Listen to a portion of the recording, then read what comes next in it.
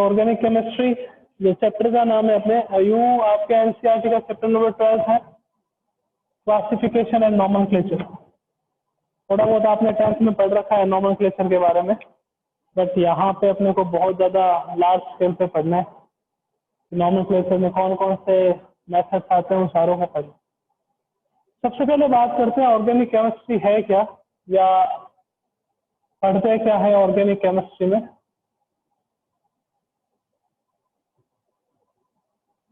Organic chemistry वो chemistry की वो ब्रांच जो ऑर्गेनिक कंपाउंड के बारे में जिसमें अपन स्टडी करते हैं उसको आप क्या कहते हैं, organic chemistry. That branch of chemistry which deals about the study of organic compounds is known as organic chemistry। Organic chemistry में हमेशा आप किसके बारे में पढ़ोगे, ऑर्गेनिक कंपाउंड के बारे में पढ़ोगे। ऑर्गेनिक कंपाउंड की डिटेल स्टडी जो है वो सारी किसमें करेंगे अपन, ऑर्गेनिक केमिस्ट्री में करेंगे। सर ऑर्गेनिक कंपाउंड्स क्या होते हैं? Organic compounds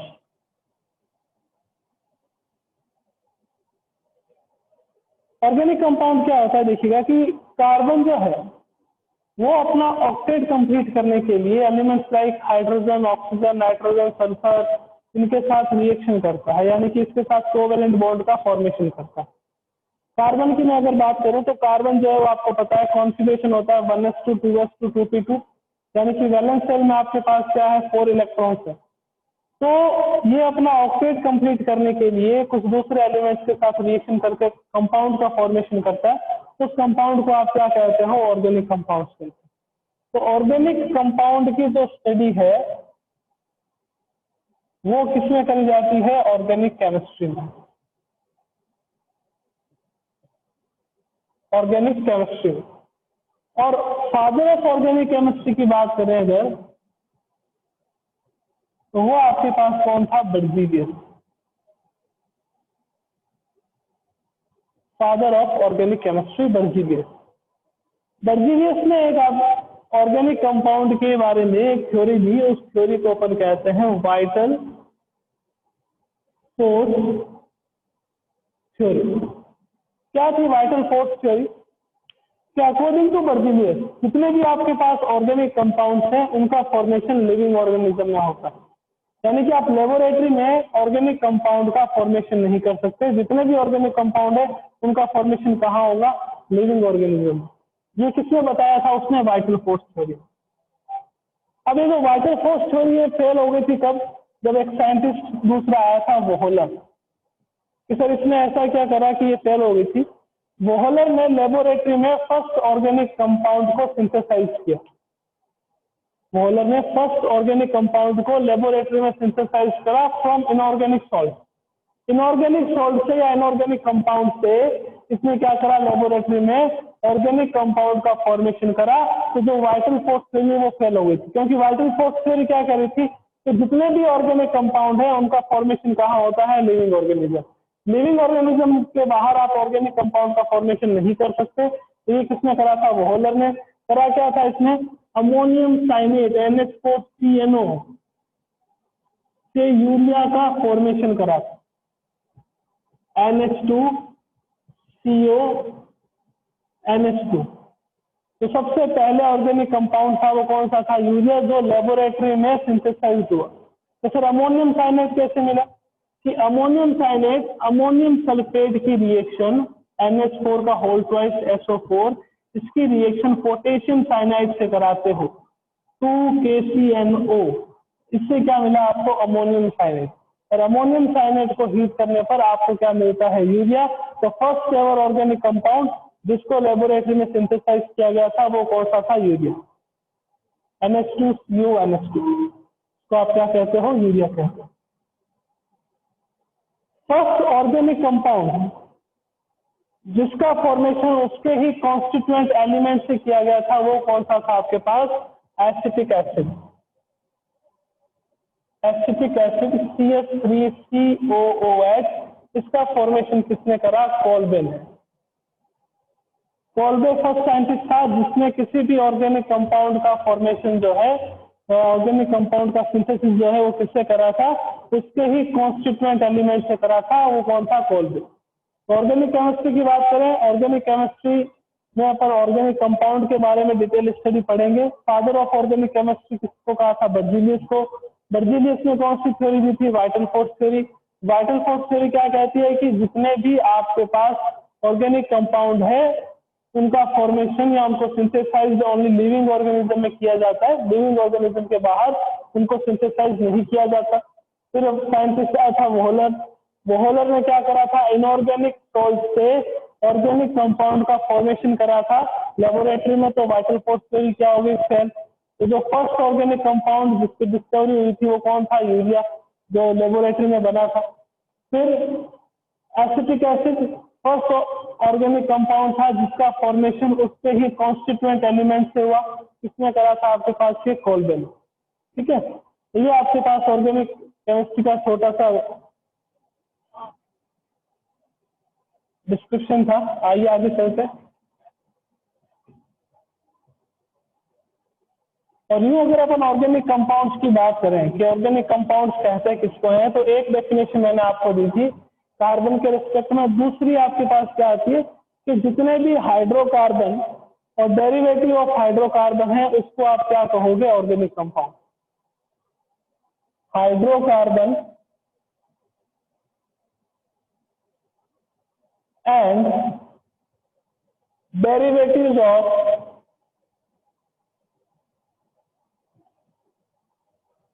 hydrocarbon are known as organic compound. तो सर हाइड्रोकार्बन क्या होगा, तो वो कंपाउंड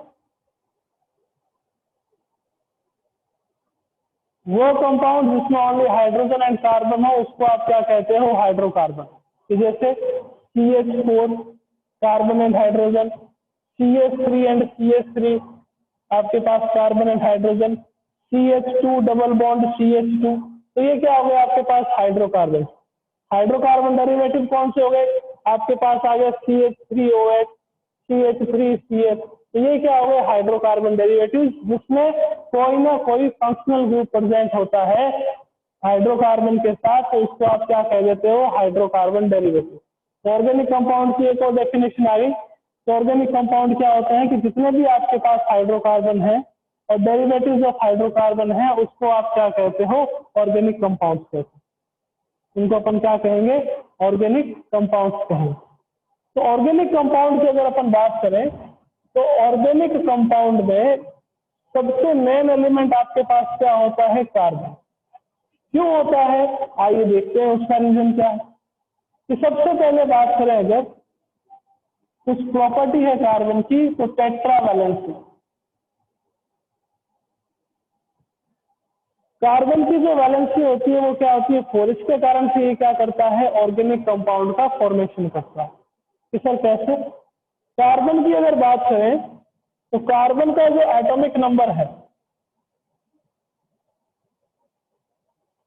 वो एटॉमिक नंबर कितना होता है, 6। यानी कि जो इसका कॉन्फ़िगरेशन है 1s2 2s2 2p2। Valence shell में इसके पास कितने इलेक्ट्रॉन है, 4 इलेक्ट्रॉन है। तो वैलेंस शेल में 4 इलेक्ट्रॉन होने के कारण से ये टेट्रावैलेंसी शो करता है। कि सर कैसे, तो देखिएगा वैलेंस शेल आपके पास क्या कौन सी, सेकंड, ये आपके पास क्या आ गया 2s, और ये आपके पास क्या हो गया 2p। पी में नंबर ऑफ ऑर्बिटल्स कितने होते हैं, 3। इलेक्ट्रॉन कितने फिल करने हैं आपके पास, 2। और ये इसकी कौन सी स्टेट होती है, ये इसकी स्टेट होती है ग्राउंड स्टेट।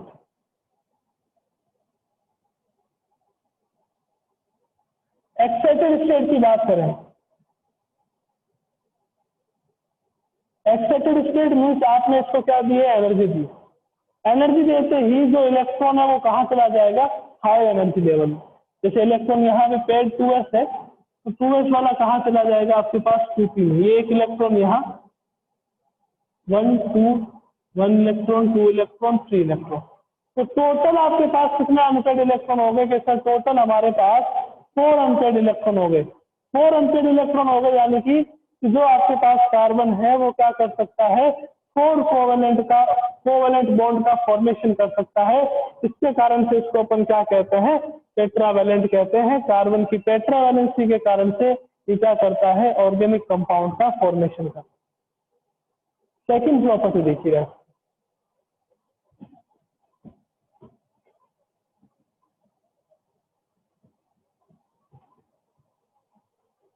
सेकंड प्रॉपर्टी आपके पास आती है कार्बन की,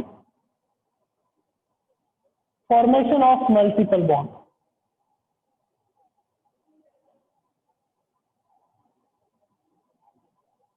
मल्टीपल बॉन्ड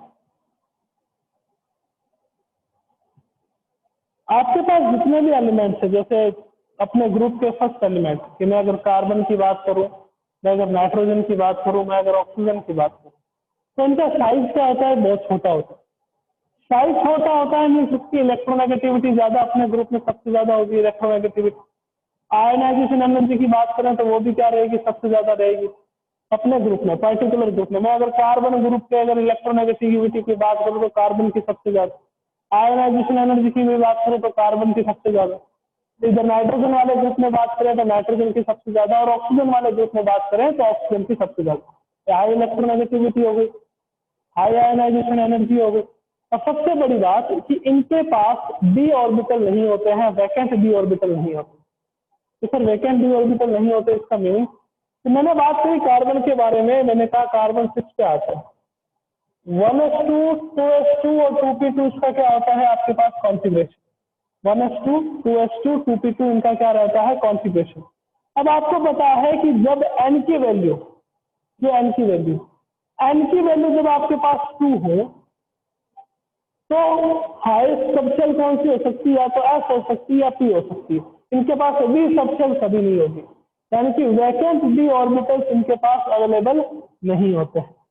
तो इस कारण से ये जो एलिमेंट्स है वो क्या करते हैं, या तो खुद के साथ ही, जैसे कार्बन कार्बन के साथ, नाइट्रोजन नाइट्रोजन के साथ, और नाइट्रोजन ऑक्सीजन ऑक्सीजन के साथ, तो या तो ये खुद के साथ ही या दूसरे ऐसे एलिमेंट जिनका साइज बहुत छोटा हो, कि कार्बन ऑक्सीजन के साथ, कार्बन नाइट्रोजन के साथ क्या करता है, मल्टीपल बॉन्ड का फॉर्मेशन करता है। क्यों करता है, इनकी इलेक्ट्रोनेगेटिविटी अपने ग्रुप में सबसे ज्यादा, इनकी आयनाइजेशन एनर्जी अपने ग्रुप में सबसे ज्यादा, इनका साइज अपने ग्रुप में सबसे छोटा, और सबसे बड़ी बात कि इनके पास वैकेंट डी ऑर्बिटल नहीं होते हैं। इसके कारण से ये क्या करता है, या तो खुद के साथ ही या दूसरे स्मॉल एलिमेंट लाइक ऑक्सीजन और नाइट्रोजन के साथ मल्टीपल बॉन्ड का क्या कर सकता है, फॉर्मेशन कर सकता है। तो फर्स्ट कैरेक्टर क्या था कार्बन का, कि फर्स्ट कैरेक्टर आपके पास कार्बन के लिए आया था कि कार्बन जो है वो टेट्रावेलेंट होता है। सेकंड कैरेक्टर क्या आ गया था कार्बन का, कि कार्बन क्या कर सकता है, मल्टीपल बॉन्ड का फॉर्मेशन कर सकता है। कि जैसे कार्बन कार्बन सिंगल बॉन्ड हो गया, कार्बन कार्बन के बीच में डबल बॉन्ड हो गया, कार्बन कार्बन के बीच में क्या हो गया आपके पास, ट्रिपल बॉन्ड हो गया। तो अपन कैरेक्टरिस्टिक पढ़ रहे हैं कार्बन के, 2 कैरेक्टर हो गए। तीसरा आपके पास क्या आ जाता है, कैटिनेशन।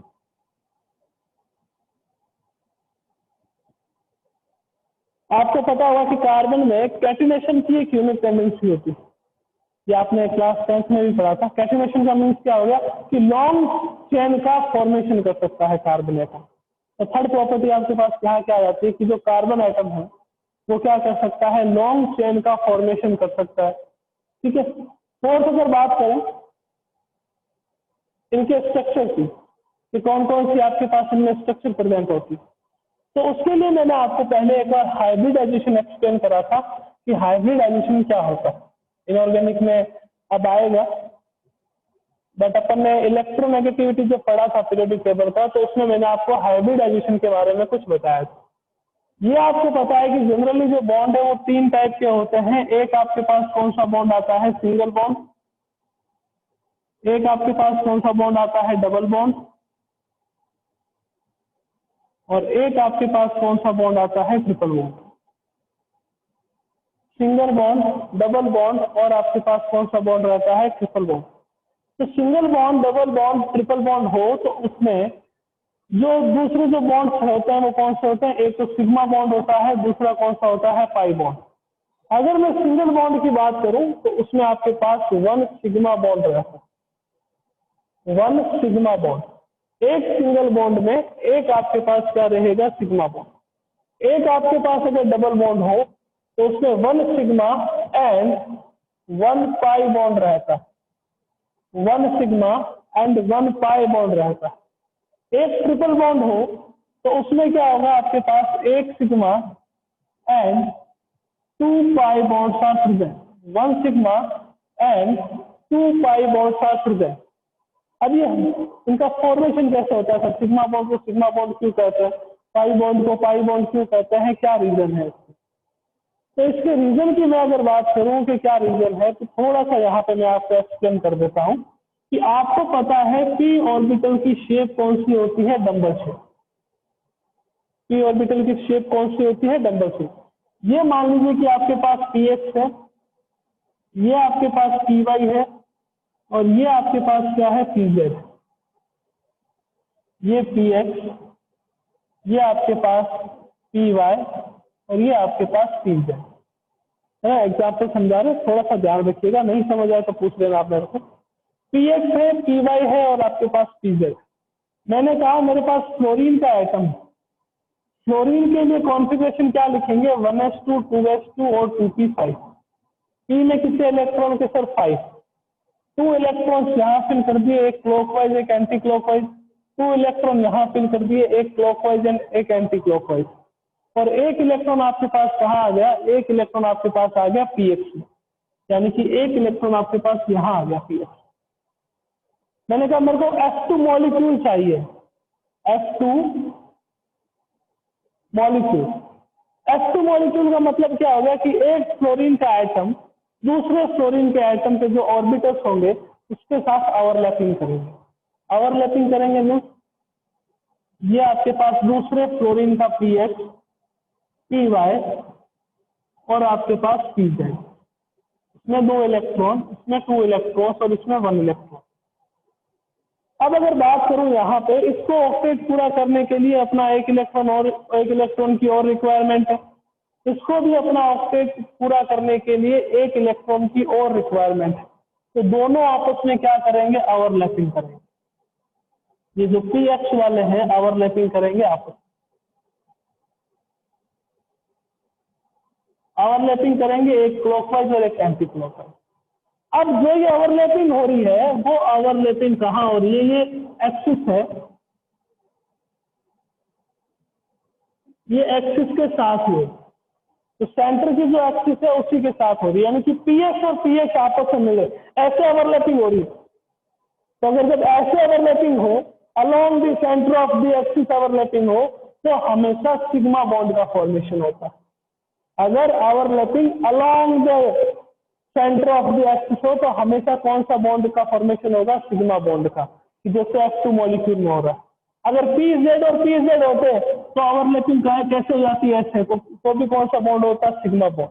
पी वाई और पी वाई होते हैं और ओवरलैपिंग ऐसे हो रही होती कि पी वाई यहाँ से और पी वाई यहाँ से, तो भी आपके पास कौन सा बॉन्ड बनता है, सिग्मा बॉन्ड।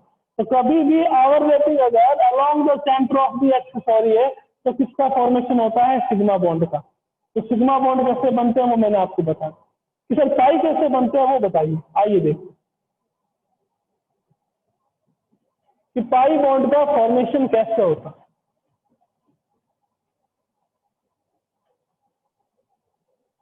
मैं बात करूं अगर ऑक्सीजन की,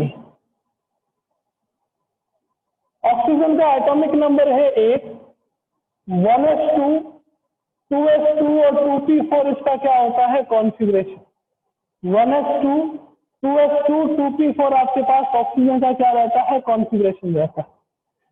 यानी कि यहाँ पे 2 इलेक्ट्रॉन की और रिक्वायरमेंट है, मेरे को O2 मॉलिक्यूल का फॉर्मेशन करना है, O2 मॉलिक्यूल का फॉर्मेशन करना। तो देखिएगा ये आपके पास क्या आ गया, पीएक्स आ गया,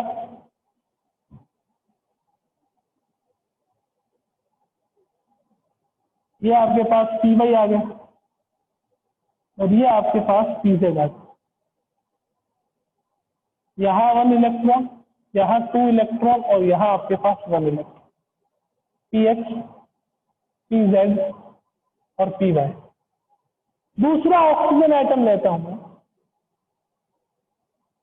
दूसरे ऑक्सीजन एटम का अगर ऑर्बिटल डायग्राम बनाए तो आपको पता है कि जो पी है उसकी शेप कौन सी रहती है, डम्बल शेप। ये पी एक्स हो गया, ये आपके पास पी वाई हो गया, और ये आपके पास पी जेड हो गया, P X P Y P Z. इन दोनों को भी एक एक इलेक्ट्रॉन की रिक्वायरमेंट है, और इन दोनों को भी एक एक इलेक्ट्रॉन की रिक्वायरमेंट है। अब जो ये ओवरलैपिंग होगी ये ऐसे हो जाएगी, ये आपके पास एक ओवरलैपिंग होगी, और यहाँ पे 2 इलेक्ट्रॉन आ गए। ये ओवरलैपिंग कहाँ हो रही है, along the centre of the axis. अगर along the centre of the axis overlapping हो तो कौन से बॉन्ड का फॉर्मेशन होता है, सिग्मा। यानी कि जो ऐसे ओवरलैपिंग होगी उसमें कौन सा बॉन्ड बनेगा, सिग्मा बॉन्ड बनेगा। अब यहाँ देखिएगा, ये आपके पास पी वाई और ये भी आपके पास पी वाई, दोनों को एक एक इलेक्ट्रॉन की रिक्वायरमेंट। तो यहाँ overlapping along the centre of the axis नहीं होगी, यहाँ ओवरलैपिंग कोलैटरल होगी। यानी कि ऐसे ओवरलैपिंग हो रही है, ऐसे, ये एक पी ऑर्बिटल एक पी ऑर्बिटल ऐसे आ रहे हैं। Along the centre of the axis कैसे आते हैं, ऐसे आते हैं। तो ऐसे आते हैं तो सिग्मा बॉन्ड का फॉर्मेशन होगा, ऐसे आते हैं तो आपके पास डबल बॉन्ड का फॉर्मेशन होगा। तो ये जो बन रहा है वो कौन सा बॉन्ड है, पाई बॉन्ड, और ये कौन सा बॉन्ड है आपके पास, सिंगल बॉन्ड। तो जो डबल बॉन्ड होता है उसमें एक सिंगल बॉन्ड और एक आपके पास कौन सा बॉन्ड रहता है, पाई बॉन्ड। तो जो ये ओवरलैपिंग वाला कंसेप्ट है, अगर किसी को समझ नहीं आया तो एक बार, कार्बन में कि कार्बन टेट्रावेलेंट होता है, दूसरा बताया था कि कार्बन जो है वो मल्टीपल बॉन्ड का फॉर्मेशन कर सकता है, तीसरा बताया था कार्बन जो है वो क्या करता है, कैटिनेशन की प्रॉपर्टी होती है। फोर्थ अपन चल रहे थे बॉन्डिंग में, कि मैंने आपको कहा कि अगर सिंगल बॉन्ड हो, सिंगल बॉन्ड, अगर एक आपके पास डबल बॉन्ड हो, एक आपके पास ट्रिपल बॉन्ड हो। सिंगल बॉन्ड अगर होगा तो उसमें 1 सिग्मा बॉन्ड, डबल बॉन्ड होगा तो 1 सिग्मा एंड आपके पास क्या रहेगा, 1 पाई। ट्रिपल बॉन्ड होगा तो 1 सिग्मा एंड आपके पास क्या रहेंगे, 2 पाई बॉन्ड। और फिर मैंने आपको बताया हुआ है आगे ये कि अगर 4 सिग्मा बॉन्ड हो किसी भी में, किसी भी कंपाउंड में, तो वहां पे हमेशा sp3 हाइब्रिडाइजेशन होता है। 3 सिग्मा बॉन्ड्स हो कहीं पे भी तो वहां पे आपके पास sp2 हाइब्रिडाइजेशन होता है, और 2 सिग्मा बॉन्ड हो तो वहां पे हमेशा sp हाइब्रिडाइजेशन होता है। sp2 हाइब्रिडाइजेशन में जो शेप है वो रहती है ट्राइगोनल प्लेनर। sp हाइब्रिडाइजेशन में वहां पे शेप रहती है लीनियर, और sp3 जो है वहां पे रहती है टेट्राहेड्रल। ये दोनों आपके पास कोप्लेनर होते हैं, यानी कि एक ही प्लेनर में, एक ही प्लेन में। इसकी शेप जो रहती है वो आपके पास कौन सी रहती है, 3D। तो सर कैसे? अब मैं अगर बात करूं लीनियर की, तो लीनियर आपके पास ऐसा होगा, यहाँ पे सेंट्रल एटम, यहाँ पे एक एटम जुड़ा हुआ, यहाँ पे एक एटम हो, लीनियर। बॉन्ड एंगल 180 डिग्री दिख रहा है ना आपको। यहाँ पे सेंट्रल एटम, जहां मेरा थंब है, जहां मेरी फिंगर है, वहां पे सेंट्रल एटम, यहाँ पे एक दूसरा आइटम जुड़ा हुआ है, यहाँ पे एक दूसरा आइटम जुड़ा हुआ है, ये एक लीनियर होता है। इन दोनों बॉन्ड के बीच में कितने डिग्री का एंगल बन रहा है, वो है 180। तो 180 बन रहा है तो इसका बॉन्ड एंगल कितना आ गया, 180। ये एक ही प्लेन में, तो मैंने आपको कहा ये कहाँ होगी, को प्लेन। सर ट्राइगोनल प्लेनर की बात कर लो थोड़ा सा। ट्राइगोनल प्लेनर है, ट्राइगोनल प्लेनर की मैं अगर बात करूं तो ये आपके पास कौन सा आ गया, ट्राइगोनल प्लेनर। कार्बन है, एक एटम ये रहा, एक एटम ये रहा, एक एटम ये रहा, देखो एक ही प्लेन में। ये सेंट्रल एटम हो गया यहाँ पे, यहाँ 1 एटम, यहाँ सेकंड एटम, यहाँ थर्ड एटम, तो ये भी एक ही प्लेन में है। तो इस शेप को कहते हैं ट्राइगोनल प्लेनर। तो सर इसमें बॉन्ड एंगल कितना है, इसमें बॉन्ड एंगल मीन्स क्या हो गया, ये जो आपके पास बॉन्ड है और ये जो बॉन्ड है, इन दोनों के बीच का एंगल, यहाँ पे बॉन्ड एंगल कितना होगा, 120 डिग्री। तो जब ट्राइगोनल प्लेनर शेप बनती है, वहां पे जो बॉन्ड एंगल है वो कितना रहता है, 120 डिग्री। तो ये भी आपके पास कोप्लेनर है। तो अगर आपके पास कहीं sp और sp2 हाइब्रिडाइजेशन है तो उसका मीनिंग क्या होगा कि वो कहाँ है, एक ही प्लेन में है, कोप्लेनर। कैसे टेट्राहेड्रल कैसी होगी, टेट्राहेड्रल देखिएगा, ये भी टेट्राहेड्रल शेप, ये टेट्राहेड्रल शेप, ये एक एटम, ये सेकंड, ये थर्ड, और ये आपके पास फोर्थ। अगर CH4 की स्ट्रक्चर देखें तो ये जो मेरा थंब है यहाँ पे कार्बन है, यहाँ पे एक हाइड्रोजन, यहाँ दूसरा हाइड्रोजन, यहाँ तीसरा, यहाँ फोर्थ हाइड्रोजन, ये 4 हाइड्रोजन एटम हो गए यहाँ।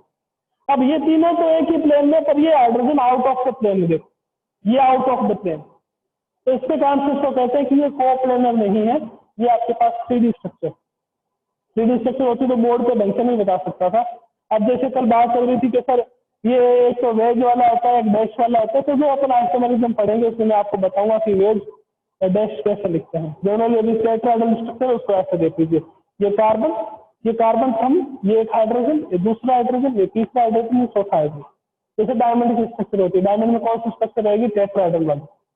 तो जो आपके पास sp3 हाइब्रिडाइजेशन है उसमें टेट्राहेड्रल स्ट्रक्चर रहती है, sp2 में आपके पास ट्राइगोनल प्लेनर, और अगर मैं बात करूं sp की तो उसमें आपसे जो स्ट्रक्चर रहती है वो कौन सी रहती है, लीनियर। ये दोनों कोप्लेनर होती है, और ये आपके पास कौन सी होती है, 3D में होती है, कोप्लेनर नहीं होता। तो आई थिंक आपको इतना समझ आया होगा। बाकी अपन कहाँ करेंगे, कल नेक्स्ट क्लास में करेंगे जब अपन classification of organic compounds start करेंगे। ओके।